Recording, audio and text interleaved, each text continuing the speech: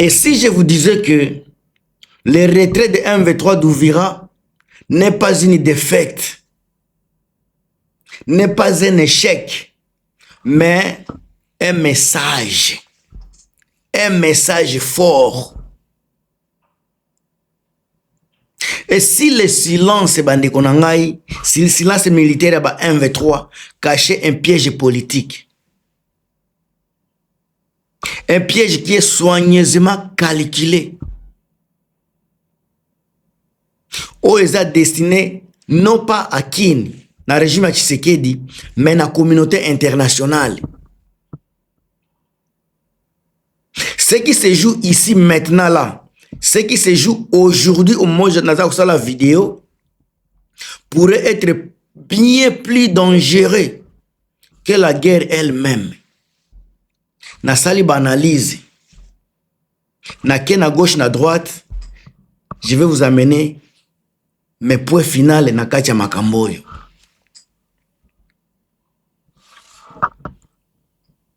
N'est-ce pas que le retrait, il y a M23 comme arme géopolitique?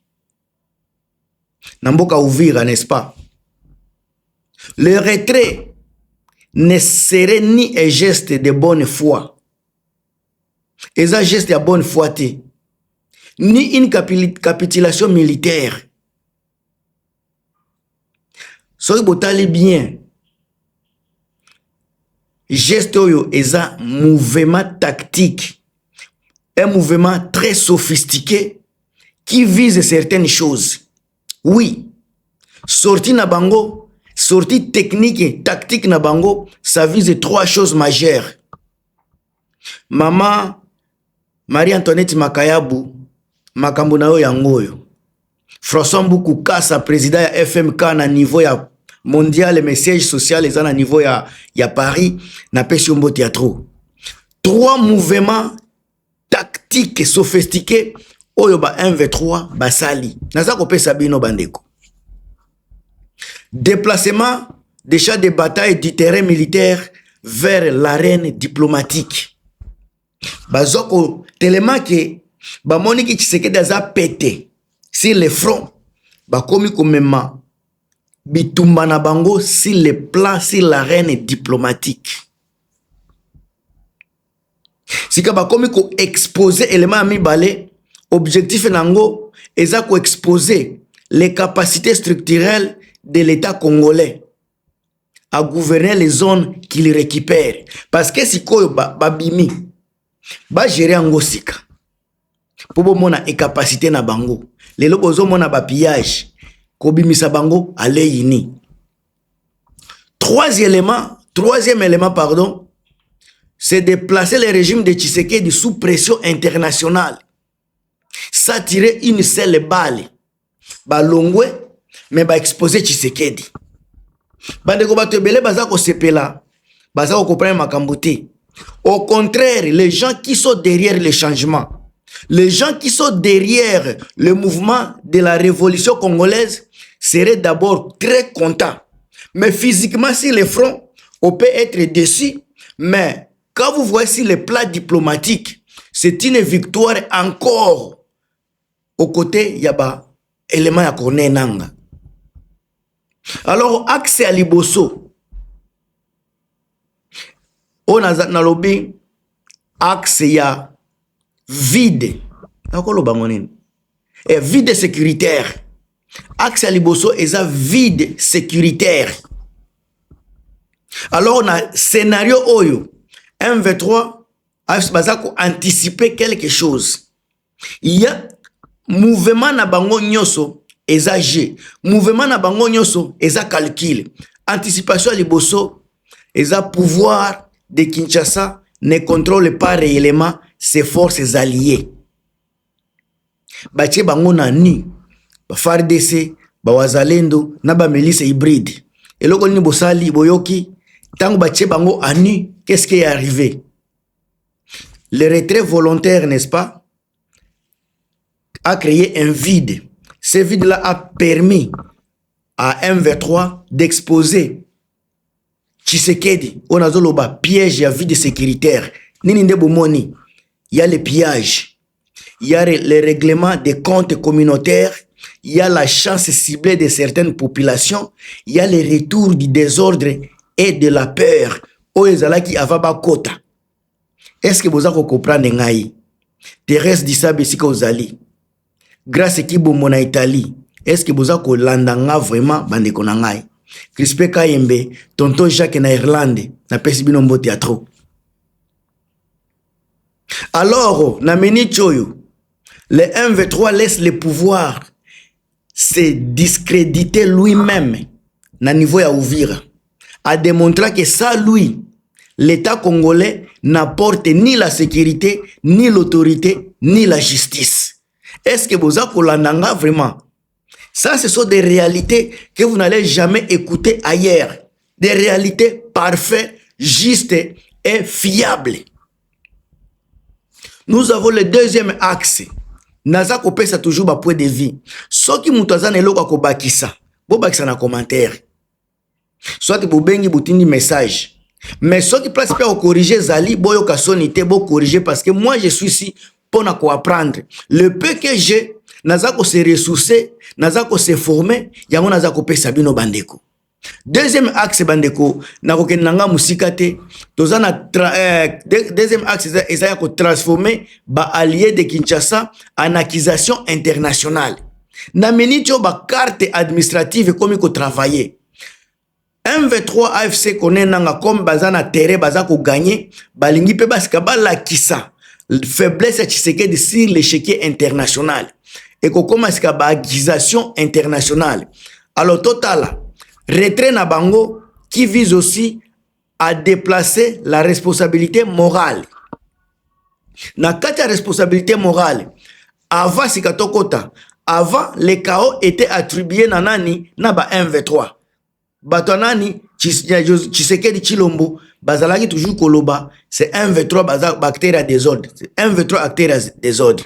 Maintenant, tango bakotaki tomonaki ordre. Kolongwa na bango est comme après bango. Après bango, qu'est-ce qu'on voit? Le chaos devient le produit des forces censées rétablir l'ordre. Bao bazalaki censé yako rétablir l'ordre. Et place bazolo baba M23 bazako échoué, bangonde bazako ya na ba pillage, ba chasse à l'homme. Bomoni makambo ndenge ezako mata. Alors le résultat attendu dans cette lecture est un résultat moussous. Les zones ONG, la mission onisienne, la chancellerie occidentale commencent à se poser une question dangereuse sur Kinshasa.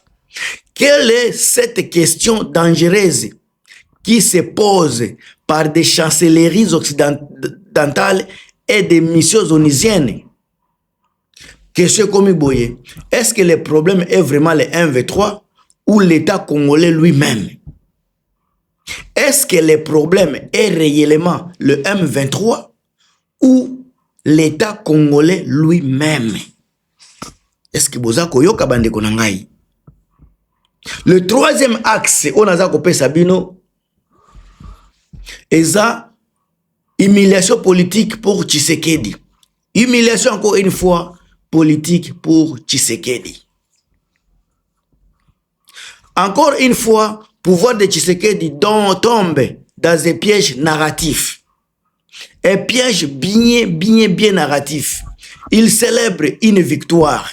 Il annonce le retour de l'autorité de l'État, mais il réalise, mais en réalité sur le terrain, le discours officiel est contredit. Parce que le terrain, makamtoza komona, na ba discours ya Tshisekedi, ça ne rime pas. Ça, c'est une humiliation politique. Nyoso baza koloba, ko célébrer victoire, mais bota la réalité, na victoire wana, qu'est-ce qui se passe en Uvira, si ce n'est pas le chaos? Alors, chaque jour de désordre après le retrait de M23, ça devient une accusation silencieuse contre le gouvernement de Tshisekedi. Point barre. À cela, ça va renforcer maintenant ce qu'on est en train de dire chaque jour. Tshisekedi est en train de militariser les chaos. Tshisekedi est en train d'internationaliser les conflits. et Tshisekedi a perdu le contrôle politique de l'Est. Ça va aller comme ça, c'est documenté déjà. Bandeko, ba oyo bazalaki ya kolela. Tant on a sali analyse profonde, je me suis dit que non, le M23 est très sage, trop intelligent et veut vraiment mettre Tshisekedi à nu sur tous les plans. Alors l'autre axe, c'est une pression indirecte sur l'ONU et les puissances étrangères. Encore une fois, pression indirecte sur l'ONU parce que Bangoni falaki bazwa et vilez à la sous-tutelle de Bango et les puissances étrangères. Nasa sona na ngina lobanini. Na kozala mukuse na place oyo parce que je ne maîtrise pas beaucoup sur le napwe oyo.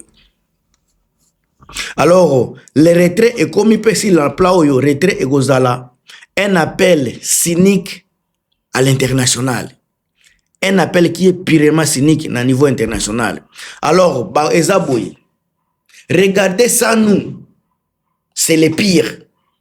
ONU, communauté internationale, bah, américain, regardez Ouvira. Regardez le chaos qui est à Ouvira. Ça nous, les M23, regardez le chaos. Ça, c'est le message.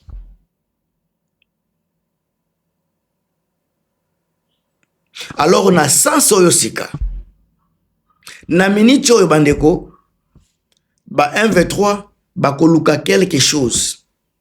Ba koluka kosala ba rapport moko boy à travers chaos oyo baza la kisa automatiquement na régime ya Tshisekedi.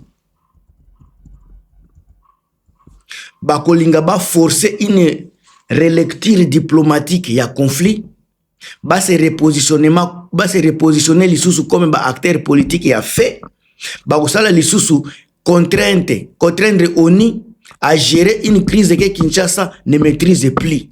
Ba makambo za kotambola na dimension ya réflexion moko avancée.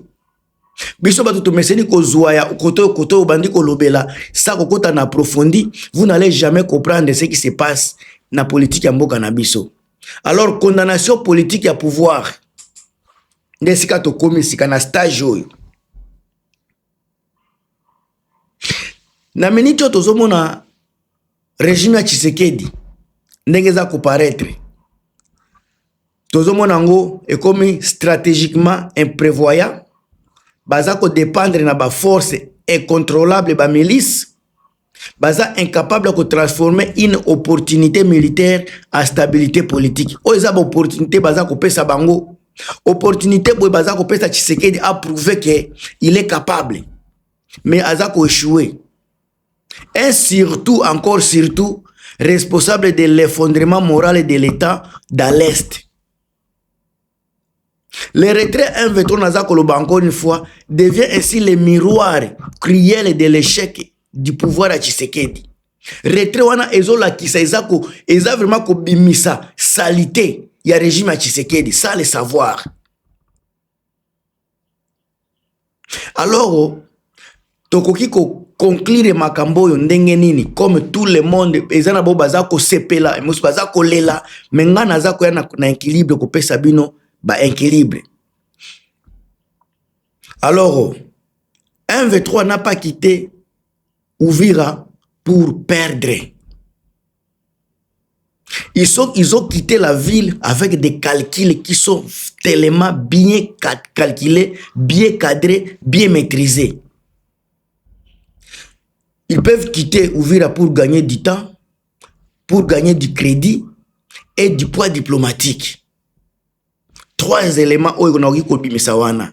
Babimi pour gagner du temps, pour kozwa ba crédit ya bato ya libanda et puis pour kozwa poids diplomatique.